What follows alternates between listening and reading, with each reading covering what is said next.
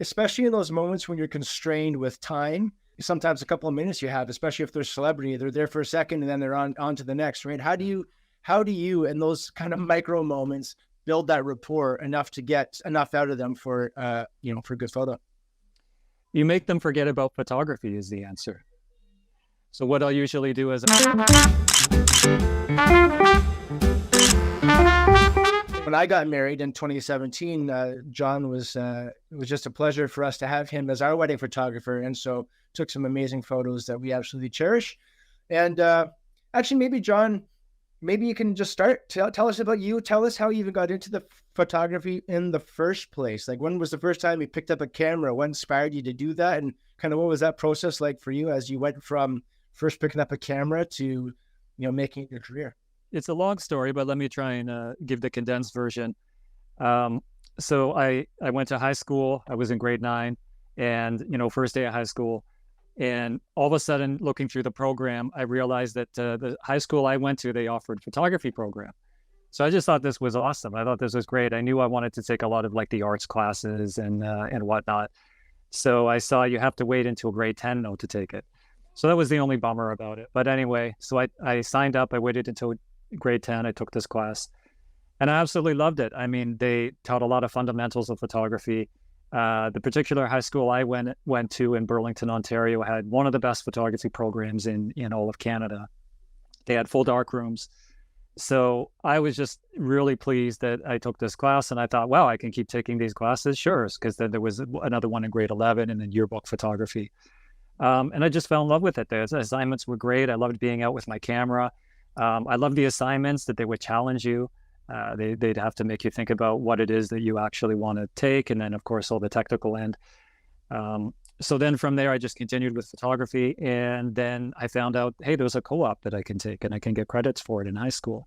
So the co-op was with the local newspaper, part of the Toronto Star Corporation, the Burlington Post. And I ended up doing the co-op there. And the first day that I showed up for the co-op, 3 photographers had quit. So the main photographer who hired me for the co-op basically said, look, I don't have time to babysit anyone. I need someone who can go out and start shooting right away. So I got kind of thrown out from day one, sink or swim. And I've just been very fortunate because it seems like in my whole entire career, things like that have happened to me where I've had an opportunity and it's worked out well for me. So I ended up, that turned into almost like a 10-year career working for media, working for newspapers, magazines, etc. You kind of break in the business. And then there's lots of opportunities. You meet lots of different people. And then from there, after that 10 years of doing there, then I knew that I had made enough clients and I had established myself enough that I started going out on my own with my own business. And then that led into a lot of things like weddings and corporate work. And so I would say photography for me developed as a passion, something that I love doing for the artistic portion of it. But somewhere along the line, it became this career, which I really enjoy. How did you learn to see through your camera this way? How did you learn to compose and capture the moment perfectly? How did you learn to do that from the offset? Like, was it through your schooling?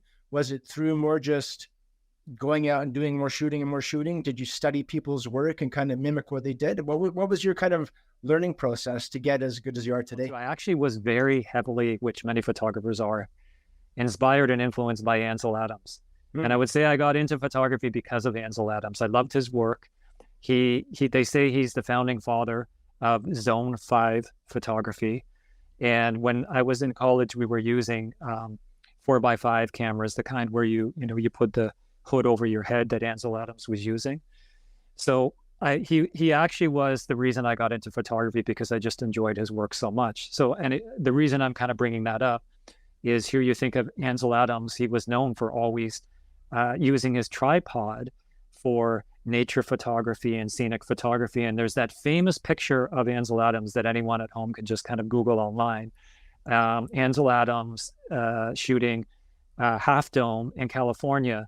And he made a roof rack on top of his van. And it's a very famous shot. Maybe you can bring it up, TJ. And he's on top of his van with his tripod and his 4x5 camera shooting one of his most famous images, which is called Half Dome in Yosemite in California. It's a beautiful, beautiful shot. His work was more from like the 50s and 40s. So he's even got this great old car that he's standing on as well too. I don't know This the one make and here. model. This one right here. That's the shot. Yeah. Yeah. Yeah, that's the same one I'm looking at right here. Beautiful. You know, it shows a master working, doing their work. And I forgot to mention, after high school, I did go to Sheridan College and study photography formally there as well too. And I learned so many fundamentals there. But what I found working for the newspaper and the media, when you get to an assignment, quite often you don't have a lot of time. Sometimes there might be, for instance, a politician or celebrity, you know what you're photographing, but sometimes you're sent in cold at an event and you have no idea what really is going to be going on at the event, but you have to get in and get a shot quickly and get out. So I developed this keen, I think many photographers do as photojournalists, sense of just at the very beginning, just walking around observing, seeing what's going on, like almost looking, having eyes in the back of your head, looking all around, seeing, you know, what's happening there and what could be a moment. Especially in those moments when you're constrained with time. Sometimes a couple of minutes you have, especially if they're a celebrity, they're there for a second and then they're on to the next, right? How do you in those kind of micro moments build that rapport enough to get enough out of them for for good photo? You make them forget about photography is the answer. So what I'll usually do is obviously when I meet somebody, you can kind of see what they're into or what they like. And I'm just, I worked for the media, I think, for many reasons, because I'm a very curious person. So, if somebody's a celebrity or they're a musician or whatever the reason you're photographing for them for, you can always find some common ground. So you start talking about things, nothing to do with photography, and I just start taking pictures as we're shooting and kind of give them an opportunity for feedback back and forth. And I found the best way to make people comfortable is to have them forget what they're actually doing, what they're there for, doing the photography. For things like celebrities, they're usually very, very busy and you don't have much time with them. Anytime I was given a celebrity or, I photographed a few prime ministers and so many celebrities over the years, sports figures. Quite often you'll get the PR person and they might say, with Mr. and Mrs. such and such, you're going to have, I've had them before say you have 45 seconds with them. They're very busy. So that's a good opportunity where I have to go in and think about the type of shot I want to do, because I'm only going to get a few shots very, very quickly. And same thing, I just try and build a rapport with them, try and talk to them about maybe they're tired of talking about, business all the time, about their sports thing or their music. So maybe it's just something as, hey, how do you like Toronto? How do you like Canada? Like it immediately opens people up to start having a dialogue. And then I just start shooting as we're talking. So I found that's one tip maybe in technique that has worked for me. Awesome. That's actually great advice. Yeah. Make them forget about how you take good pictures and make them forget about the picture in the first place. Yeah. Yeah. And I mean, sometimes you get people where they have a very good idea, like especially if they're in the celebrity or they're in the limelight, they're like, I want to be photographed this way or from this side, or I don't want to be photographed like this. And then that's when I'm like, okay, now we're talking photography. So let me just listen to what it is they want. Because if they're having their picture taken all of the time, they probably know better than I do, because they've done magazine spreads and online stuff. So then that's an opportunity where I can just go into listening mode and be like, sure, yeah, no problem, we can do that. But that makes people feel relaxed as well too, because I think a lot of times if we're talking about celebrities and sports figures, they're so used to coming up to a lot of resistance. And if I'm like, sure, yeah, we can do that, no problem, they're kind of like, oh, okay. Oh, like you're cool with it. Okay, sure. Yeah. And then immediately like that. And, I've never really thought about these things. It's just kind of how I've always been. And I guess my nature as a person. So thank you, TJ. You can marvelously sell it. Yeah, exactly. We'll talk off air. Okay. Maybe we can come up with something together. That's right. One thing I wanted to ask you about your photography business is and you've already mentioned and touched on in the story here, that you've gone through photojournalism, working for the local paper, you've gone through corporate, you do weddings, all sorts of things. So how do you market yourself in terms of like a niche, or do you, and and if not, like how do you successfully kind of balance between these genres of photography and make a successful go of it, especially nowadays when it seems to be so hypersaturated and everybody has like a specialty in something. Sure. Yeah, that's a really good point. I'm doing a lot of things in an unconventional way because, so many photographers say and this is advice I would give too, find something within photography you're really good at and really focus on that niche or niche market.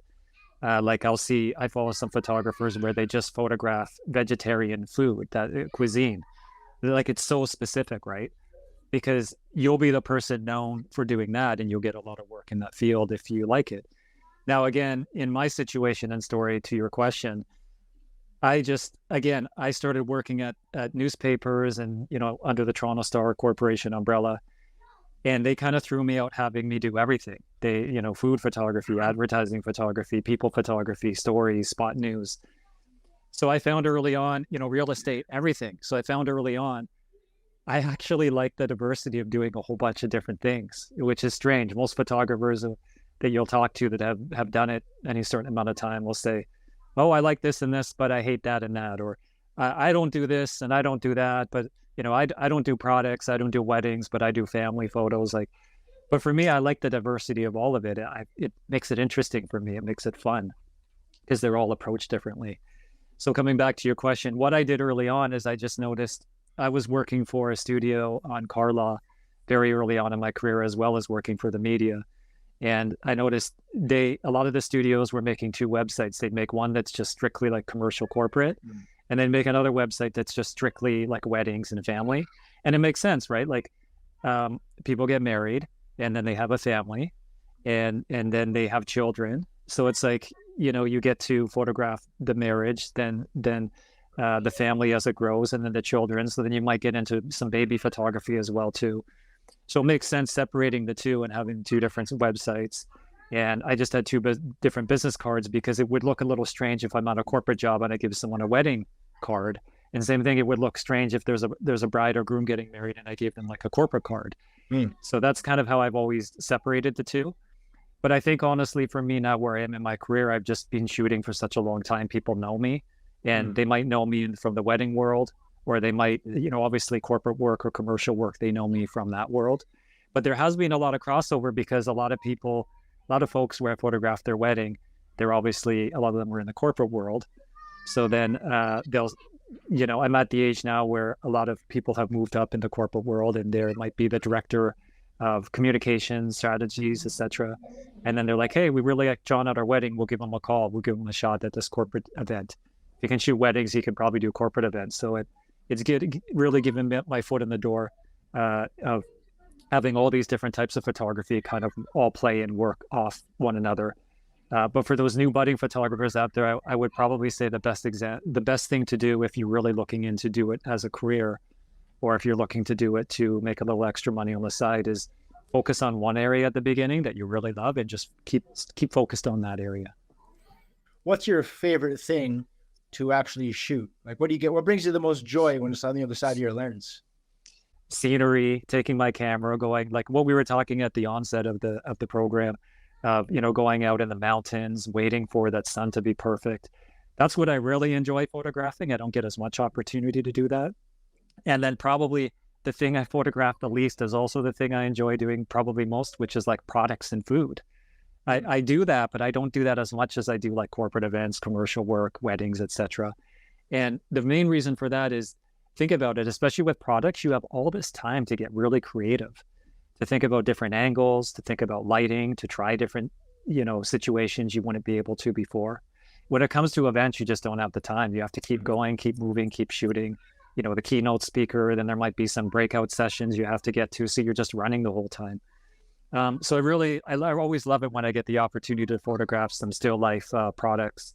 And then of course, the wonderful thing about food is if you go into like a restaurant and the chef makes you this beautiful cuisine, because for him or her, it has to be perfect for the images, then you get to enjoy it and eat it after as well too. So it all works out well. And again, with food, you have not so much with, it depends if the food needs to be like hot, then you might have limited time. But if it's something that like a salad or something or pizza, then or whatever it is, then you have time to play around with the lighting and really, really work on ways of becoming creative and artistic. And when I went to Sheridan College, the first year you're just using like triangles and rectangles and sphere cylinders because you're learning how to light them properly.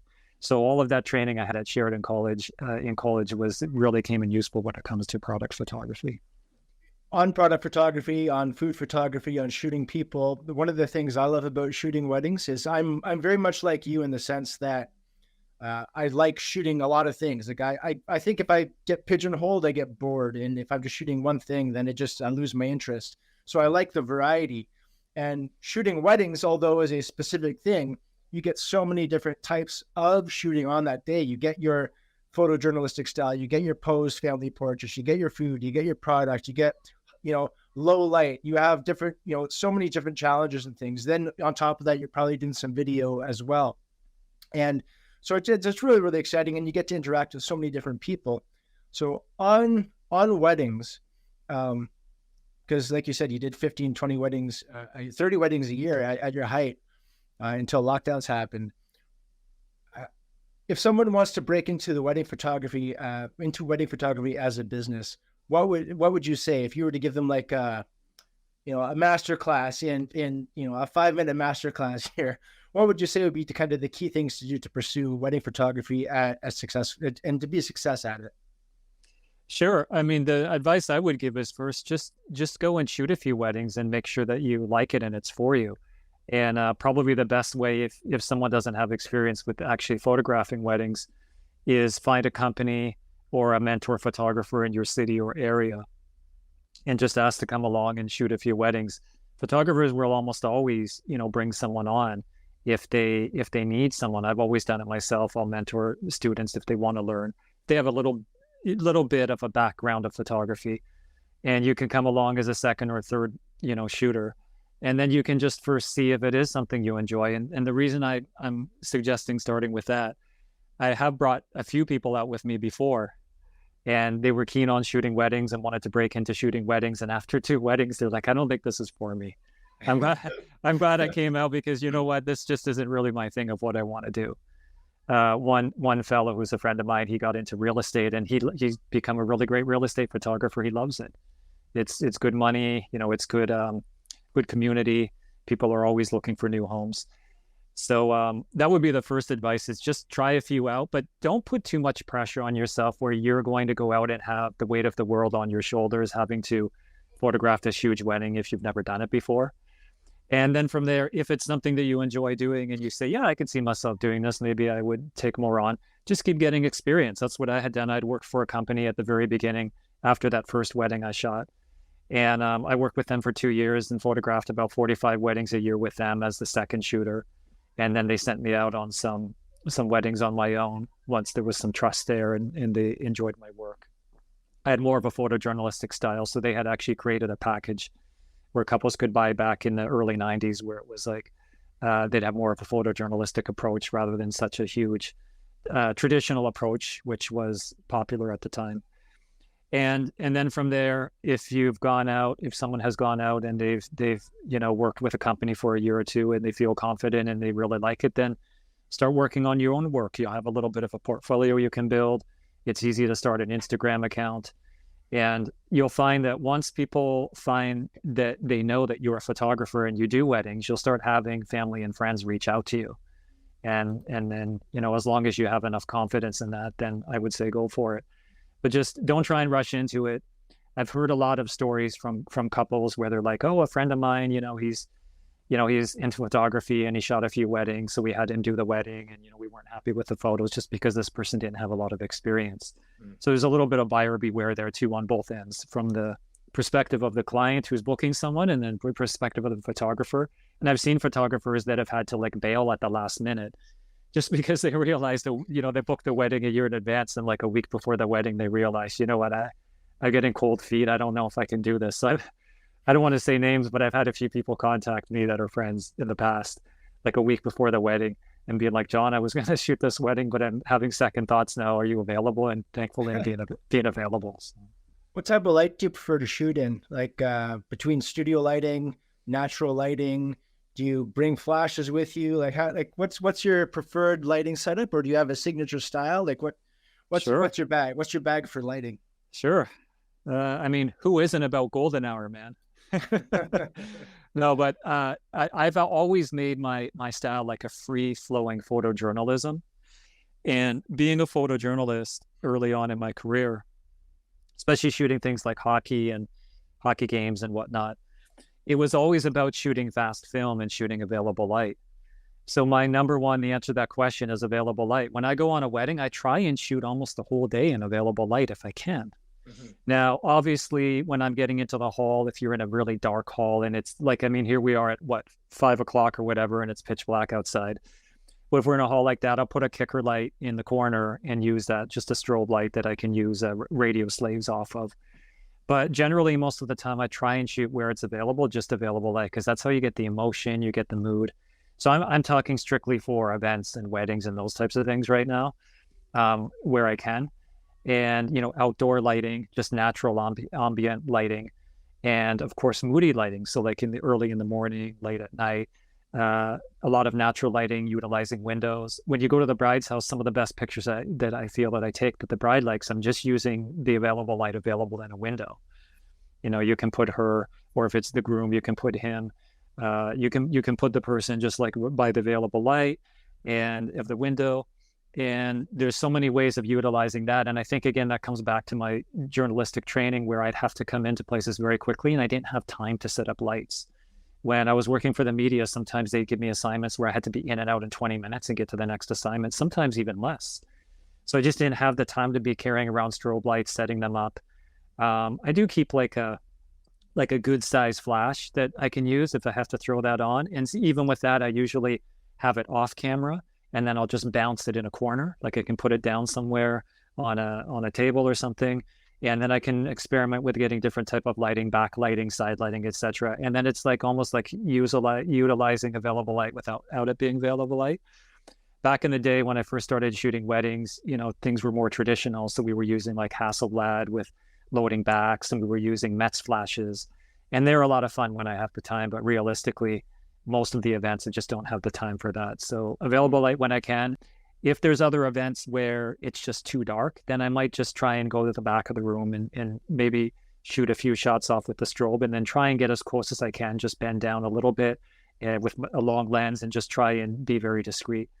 You also said 3200 film. Right now you have digital cameras that can do a lot more. You can see right in the back of your camera what you're getting, so you know if you got the shot or not. And you can push it really far too, right?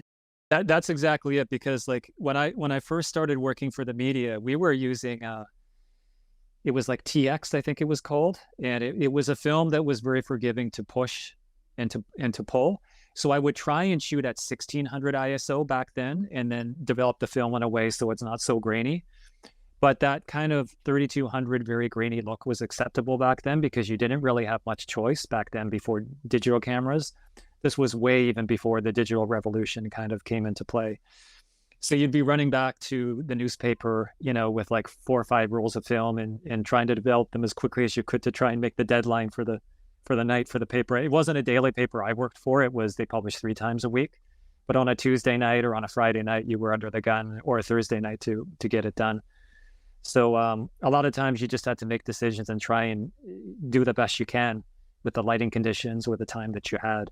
And again, I think for me, that really ingrained a style for me that has stayed with me my whole life, because I can't come from a style where get in, get the shot fast, get good quality shot though, because you're always thinking front page. You get in big trouble if you come back with a shot that's mediocre, because they're looking for every shot to potentially be like a front page image. And I understand it. You're selling newspapers. Back then it was actually physical newspapers. So I get it. But I'm really thankful, because it was almost like maybe someone who goes in the military and they develop these very good habits by repetition. And I've developed all these very good habits by repetition of being able to look, being able to hear, being able to watch, being able to get the shot quickly, and being able to do it without too much technical lighting.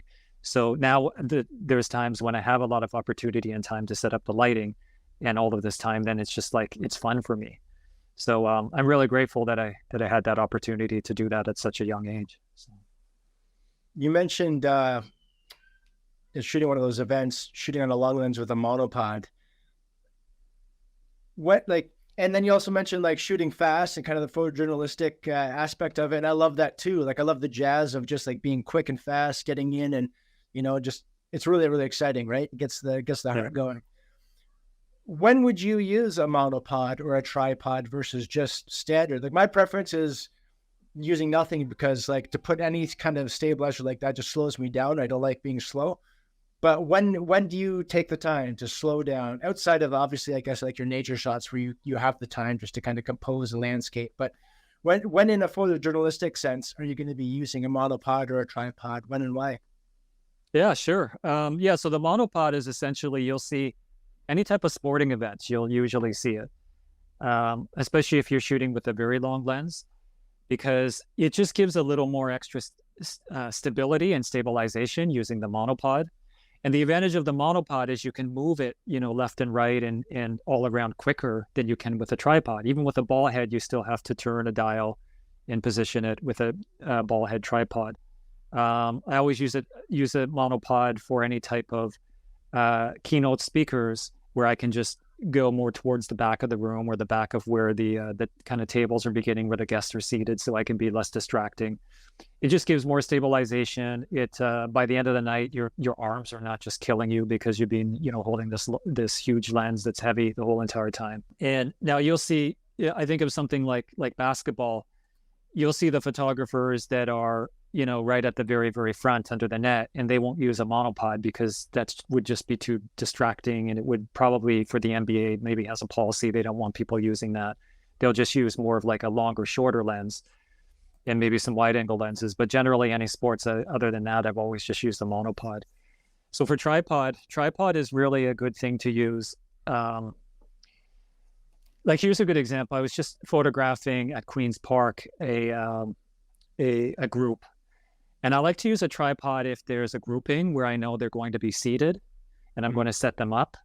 So not so much at a wedding, but in that situation, it's easy for me to set the camera up and compose the shot exactly how I want. And then it gives my hands are free to go and to help position people where they need to be. And there were dignitaries there, etc. There were probably like 16 people in the shot. So that's where I always use a tripod. And that's strictly not even for stabilization, just to kind of keep the camera out of my hands. And then you would use the tripod again, obviously, if there's any type of like close-up photography, that would be helpful. A lot of nature photographers use it as well too. When you're shooting, like certainly if you're working for a customer or a client, you have a brief, you have to shoot things the way they want. And, sometimes like weddings, maybe you have a little bit of leeway, but I want to look at one of your nature shots and we can kind of look at the difference between it in color and black and white. And I'd love for you to explain why you choose to shoot that way. Why would you choose to shoot black and white versus color? Yeah, so I mean, this shot is Banff, and I took it just in the summertime. It was an absolutely beautiful day. We were very lucky with the weather. And so typically this would be a shot that I would use in color. That's why I myself wasn't fully decided, which is why that's the only shot I sent to you in color and black and white.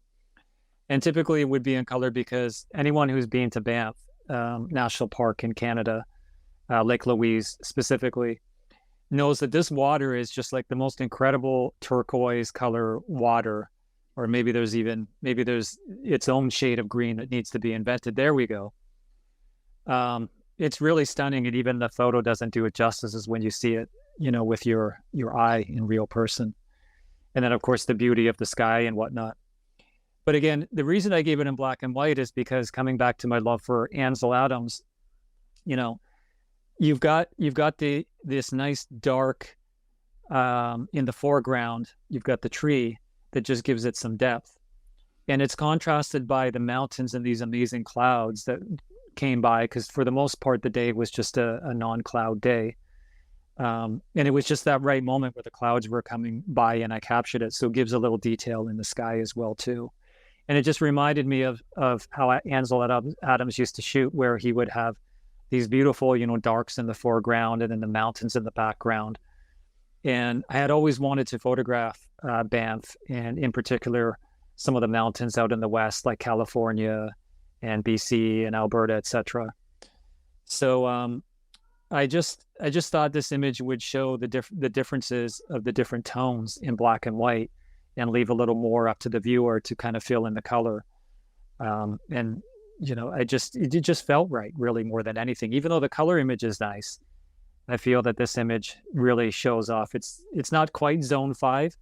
And the other thing too is this particular day, I actually had to shoot this image with my phone. So it's a little bit of a cheat in that way, because we were doing a little bit of a hike and we didn't have a lot of time to spend at Banff. So I do some music as well too. So I had to make the decision, do I bring all my music stuff for the gig, or do I bring my camera, or do we bring everything? And I didn't have my own car out there. So I just decided to go travel light. And I was very happy with the results. I have a, what is it, 13 Pro iPhone or whatever it is. So it does take some good high quality images. I would have loved to bring my camera on that day, but that'll be for another day. But pretty good results for a phone. I was happy with the quality of it. Another one of your, I guess we'll call it nature shots, landscape, nature. It kind of has some still life. Is this one here? Oh, sure. Yeah. Okay, I saw this and I love this photo. This is great. Oh, thanks, TJ. So I have a lot of different pictures like this. I love nature and, still life, especially old type of boats and things. I have a whole series that I did when I was on the East Coast. I went a few times this year, and then I went a few times other years. But the reason that I love this image is I went to India earlier this year. I was there for 4 months. And this was, I think, like the second day that I was in India. And I got up really early in the morning because there's a time difference anyway, of about 10 and a half hours. And I did a walk, just like a meditation type of walk with a group. And I saw this image and I just loved it. Like, it's Mayapur, India. I had just gotten there, and it was February and it was cold in Canada, but in India it was, like 12 degrees in the morning. We did this walk, and I just loved how that, I guess, I don't know if you would call it like a skiff or a rowboat or what, but I just loved the old texture of it sitting there against, like, think of the wood almost like rotting away and old and being used, and it's just sitting there taking a break. And then you have all this wonderful greenery around it that's alive and thriving. And then, of course, all the lily pads and whatnot. And then that mist that, in India, everything always, wherever you go, unfortunately, a lot of it is because of the pollution. But there's almost always like this haze or mist in the sky, and it gives it a rather almost like emotional feeling to all of the images all of the time. So this is more, the image is a nice image. Obviously, for photographers out there that are maybe newer, utilizing rule of thirds, right? I didn't put it on a third on the very bottom or on the top, but I did slightly move it over so the boat is moving into the picture. It draws your eye into the river. So that's what I would say about that image. And again, that's one that, actually I did use my camera. I did have my camera with me that particular day. So I think the only shot I took from the phone was the last shot, the one of Banff. Nice. Now, is this shot here in India, or is this just an Indian wedding somewhere else? Yeah. So this one actually is in Vrindavan in India. And I had the opportunity to photograph a wedding there. And Vinay and Kati are friends of mine, and they invited me to their beautiful wedding in Vrindavan in India. And it was a small, intimate wedding. It was at a goshala, which is a word for just like where the cows live and are taken care of in Vrindavan. And this was a traditional Vaishnav wedding. And I think they only had maybe 60 people at their wedding, maybe a little more. It was very small, intimate. It was a beautiful day. I photographed many Hindu and Indian weddings and Sikh weddings. But this particular wedding, obviously, there's the emotion of being invited and being in India and knowing the couple. And this was just one of those moments that we were talking about earlier. I was just walking around discreetly, and they were holding this posture for a few moments, and I was fortunately fast enough to grab it right at that moment. And you can see all the emotion in the picture. I'm not really doing much. It's the emotion is there because they were just very happy to be back in India and very happy to be getting married. And it's one of my favorite shots that I shot in India in terms of weddings, and maybe one of my favorite wedding images that I've taken in a long time. So I just love all the colors. I love the lighting.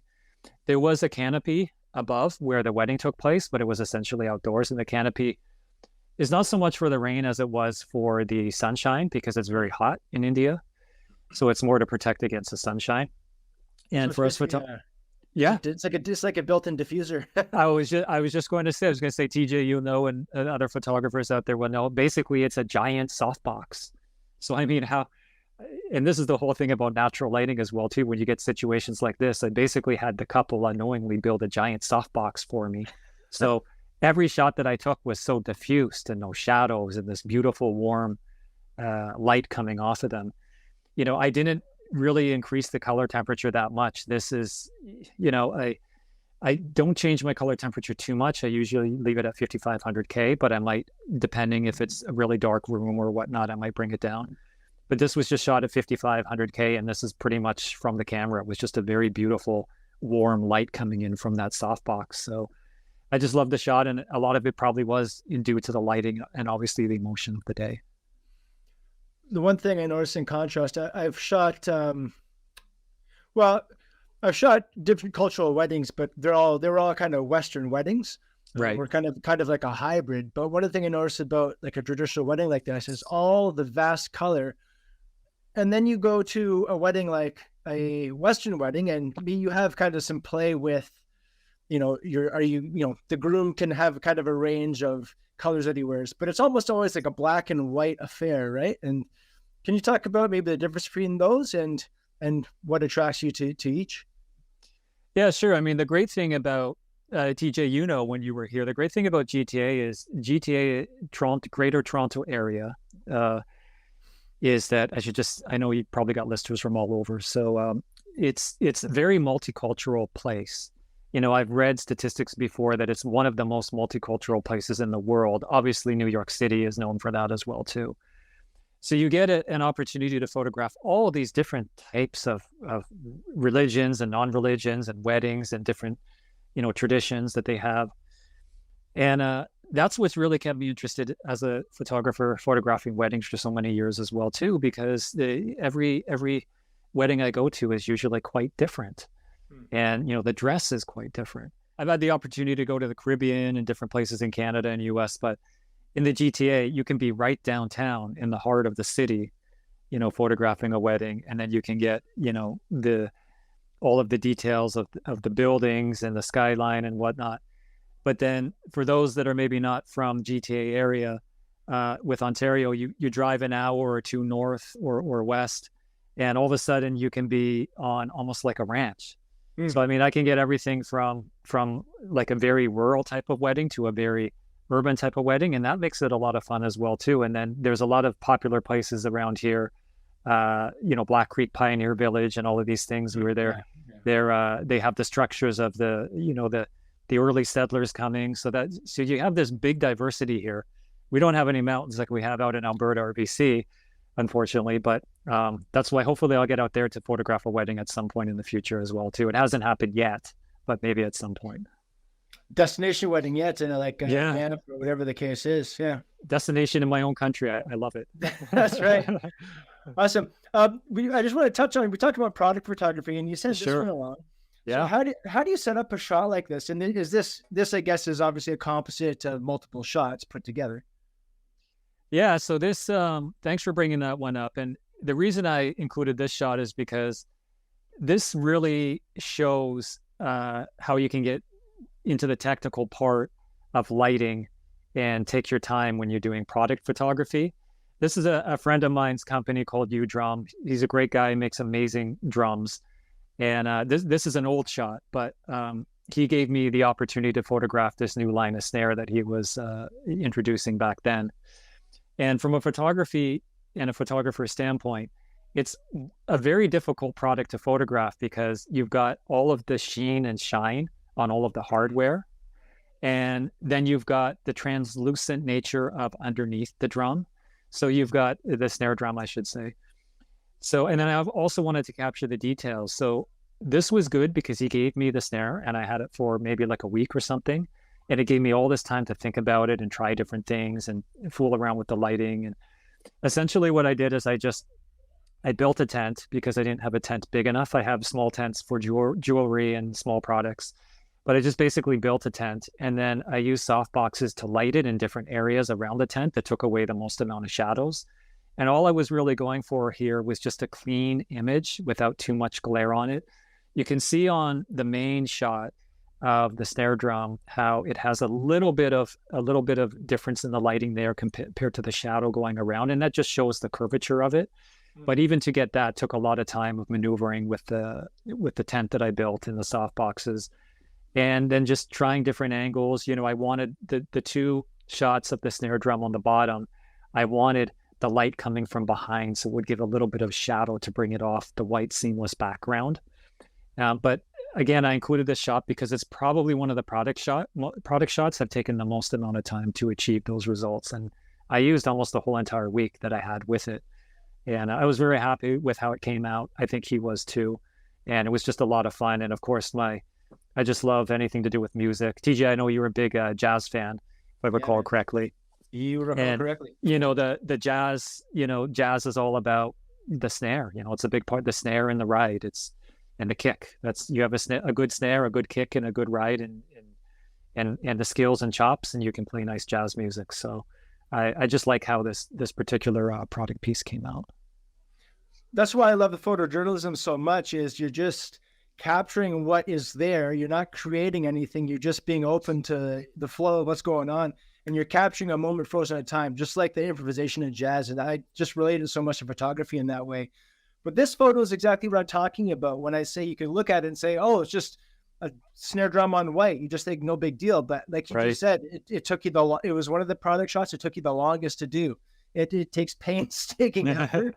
And man, it's a exercise in patience for sure.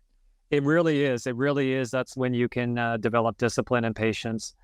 And now that we're talking about it, I don't know if I've ever taken this long to do any product shot.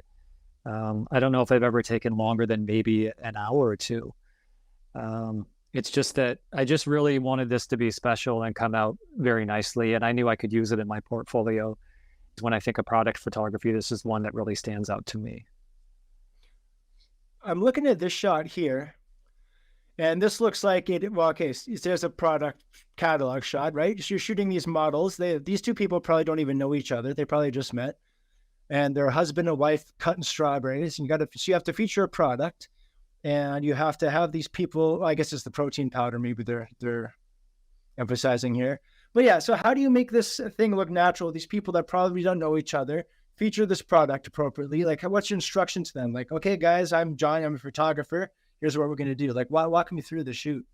Yeah, that's such a good eye, because to think about all that, because it's so true, everything that you said. This was a product catalog for Shackley. They're a great company out of Burlington, and they needed a product cover that shows everything they do. So they have things like protein powders, healthy green cleaning products, and they wanted to show that in their product catalog that goes out to all of their people that subscribe to their catalog. So to begin with, it made it somewhat easy for me because they knew this is what they wanted. When they approached me to shoot this cover, they knew that they wanted, like a couple on the front, and it's showing off their products, which is the protein powder. I think the knife as well too, and probably even the blender. Like they sell a lot of different products.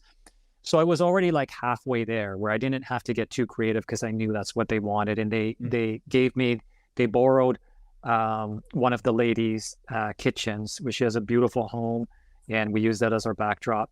And TJ, you were right. Probably like 95% of the time, the people coming in, the models, they've never met, or maybe they've worked together a few times. I think I could be wrong, but I think this is the rare case where they actually were husband and wife. Oh, wow. Okay. But this shot was done a long time ago. And I think I only included it because I do so much corporate work and commercial work that I didn't want to show too much of that for the sake of the podcast, but I wanted to show some of that work that I do. This would go more like on the commercial side, I guess. And so all I really did, because you're right, how do you make this look natural, right? In the very beginning, I don't think they're professional models. Again, this was a while ago. I just got them talking and laughing, and I got them, like I said, okay, if you're going to be making some protein powder in the kitchen, and you got to go to work and you're in a hurry, but you guys are having some time together, and they were probably actually, we were joking around, and they were probably talking to me and joking a little bit, and I caught that moment. I got the shot when I said, okay, they were smiling naturally, and I said, okay, just look down for a moment, and that's when I got it. So when you're working with, if you're working with professional models, they'll know what to do.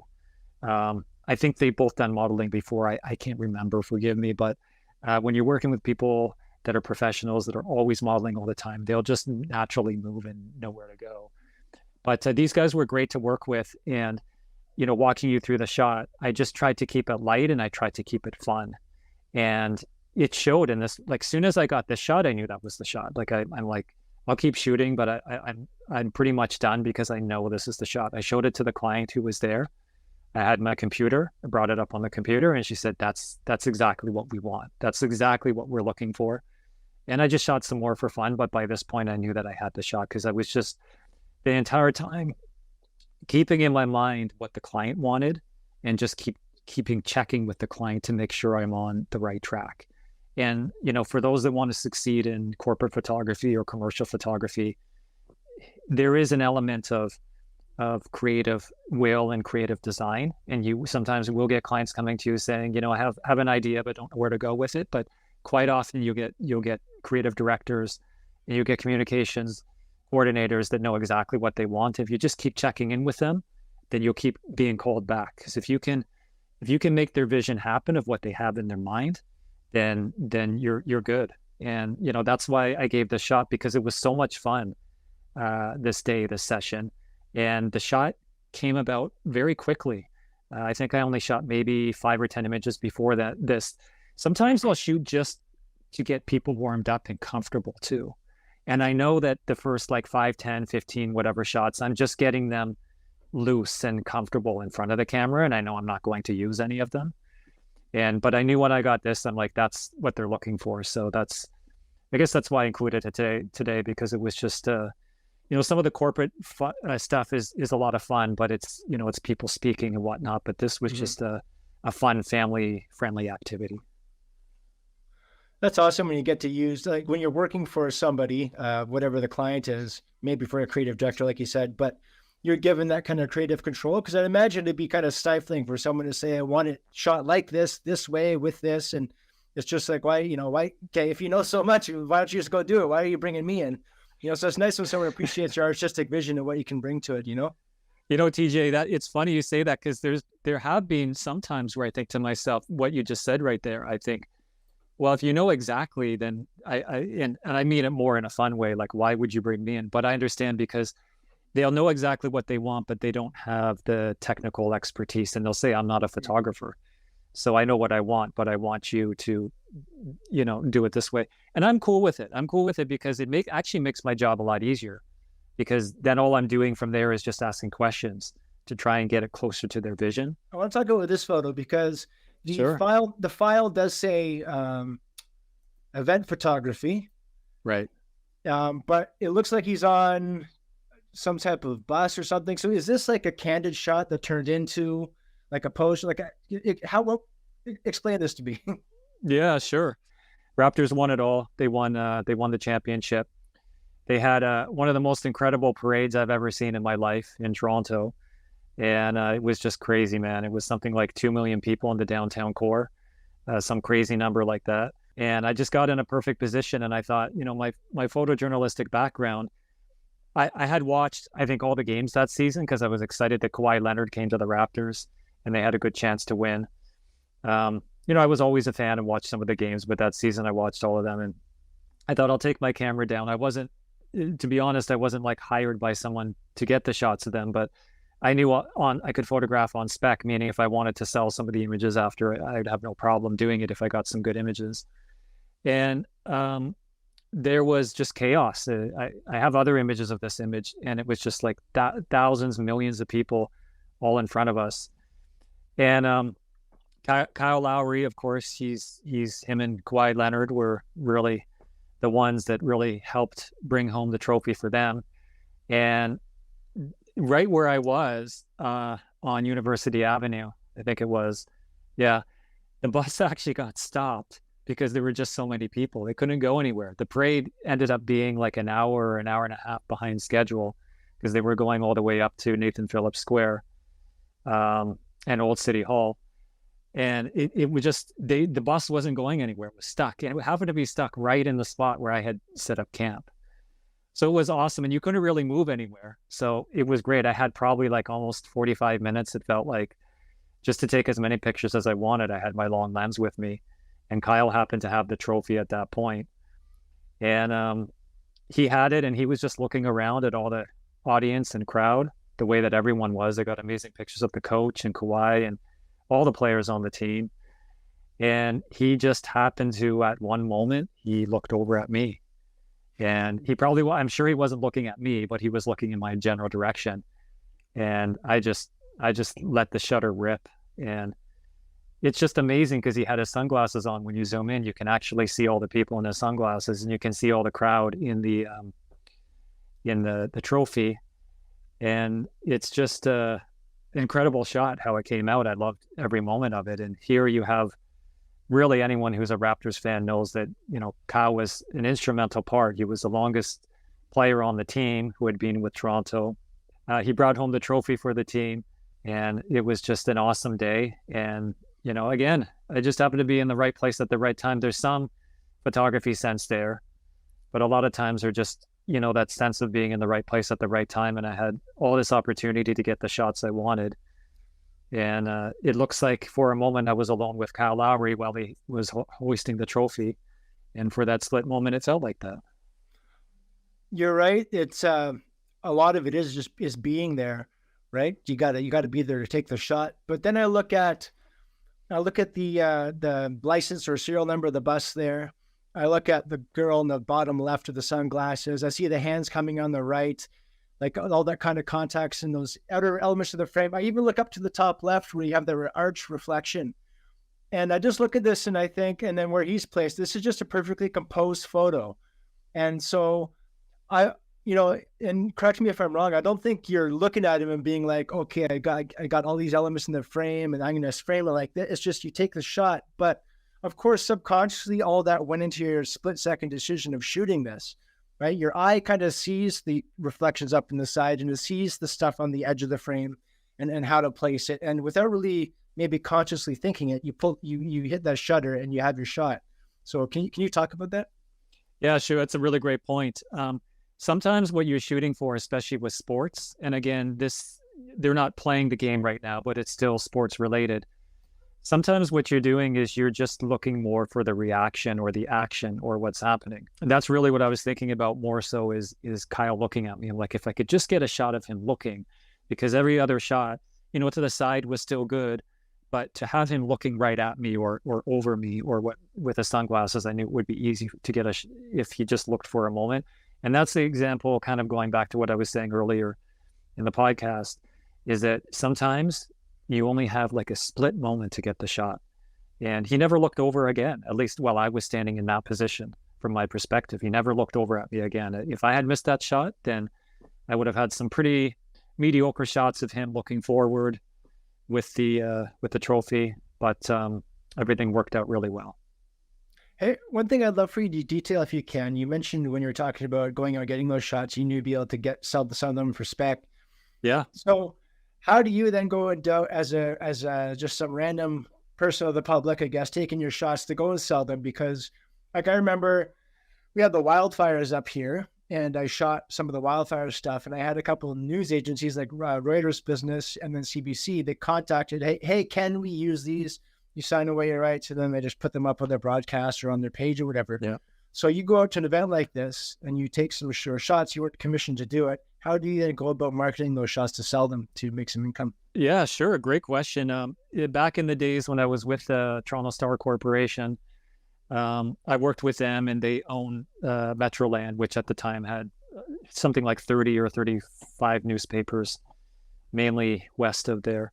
But I had so many contacts, it was easy. If I went in, back in the day, we call it shooting spec, just meaning you weren't commissioned or hired to go and shoot this job. But if you're interested in something, why not? So I would shoot a lot of things back in the day, and then I would just contact my contacts, be like, hey, did you get a shot of whatever, whatever band are coming through or whatever sports event? And sometimes they'd be like, yeah, no, we're good. We had someone out and cover it. And then other times though, you would just get lucky and they'd say, actually, yeah, we could use a shot. Our photographer went out and he or she got some good shots, but they didn't exactly get that particular shot that you have. So back in the day, I always used to get, places just paying for the image, pay per play, like pay for that shot. Now that I'm not as involved with the, media as much as I used to be, it's just a matter of contacting some places that are, pretty reputable places. You can start usually with your local place because that was such a big event that, even local papers usually have more of a jurisdiction and mandate just to cover like a local angle. But because it was such a big event that they might actually publish it as well too.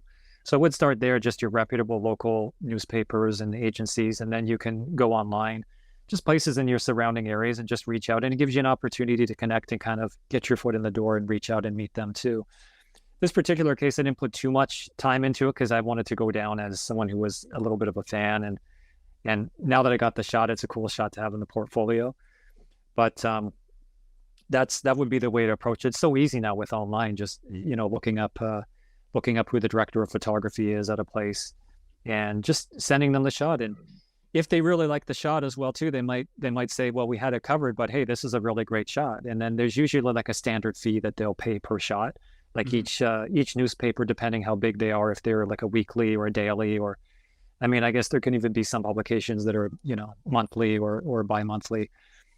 They'll usually have a policy of how much they pay for pictures if it's shot on Spec. You just came back from India. You are going to be coming back to Alberta sometime soon. Yeah, I can't wait. What things are you up to right now? What kind of projects do you have on the go? Yeah, so like I mentioned, last 2-3 weeks have been really busy. I was at Queen's Park doing an event. I had a few corporate events I was doing. I had a model actor session I was doing. What else have I done? I had, obviously it's the festive time of year, so I had a lot of Christmas parties at this time of year as well too. Companies having their Christmas party gatherings. So it's been keeping me really busy, and more than anything, so many photographers know how much editing is involved once you're shooting that much content. You spend a lot of time when you're not shooting, then you spend a lot of time just at your desk editing. So I'm doing a lot of that right now as well too. Awesome. John Bauld. John, I appreciate you coming on today. So it's so great to catch up with you. It's been a while, certainly since I left Ontario, and I'm just really happy to see you healthy and happy and doing well and still out there shooting as much as ever. And just really appreciate giving us the time of the day today and giving the audience some of these great insights into how to kind of push it even during hard times. In the photography business. So thank you for that. Is there anything else you want to add? Anywhere you want to direct people to go and check out your work? Sure. And first, I'd just like to say, TJ, thanks for having me on the podcast. I really enjoyed the podcast, and it's great to see how much success you're having with it. You've had some really great guests on. I'll be an avid listener. Thanks to all the listeners who are listening as well, too. And feel free to reach out also as well, too, just if you have any questions about, my work or anything I can help with photography as well, too, because I think it's important with anything that you do also to always remain like a fan of it. And so that's why talking about Ansel Adams today was good for me, because it takes it back to the roots of why I started this whole thing 32 years ago or whenever it was anyway. So a lot of fun. Awesome, man. I appreciate your time, and we'll talk soon. And until then, take lots of photos. Will do. Thanks, DJ.